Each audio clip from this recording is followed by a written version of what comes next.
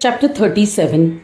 The Glory of Listening and Recitation of the Legends of Vighnaraja. Om Shri Ganeshaya Namaha. Sutta said, Vibhishana and his friends reached the kingdom of Lanka after the war and killing of Ravana. He would engage in the worship of Ram with devotion. The Vedas have mentioned that one must perform the puja of Lord Ganesha before the commencement of all deeds.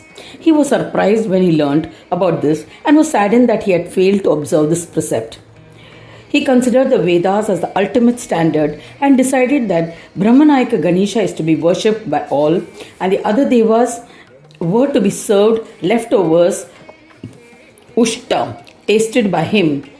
Ushta is a word primarily means already tasted food.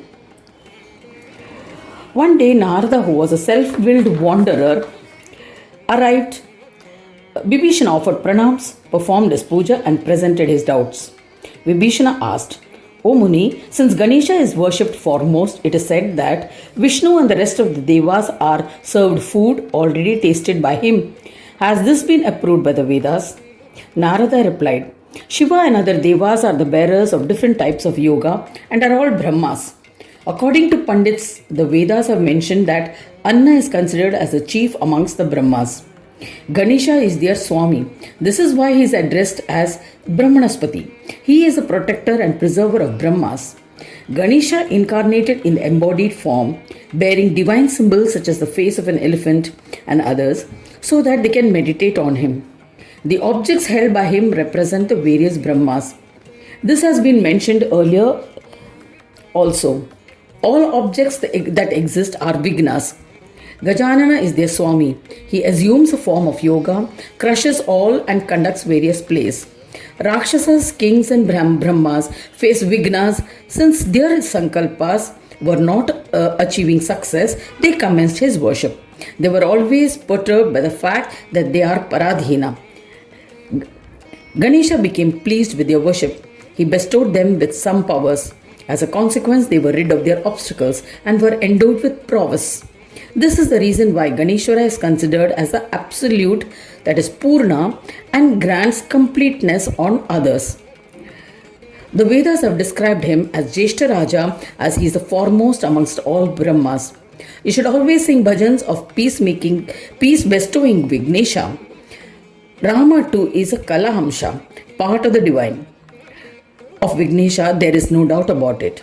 While worshipping Ganesha, one must not commit a transgression by thinking of any other deity.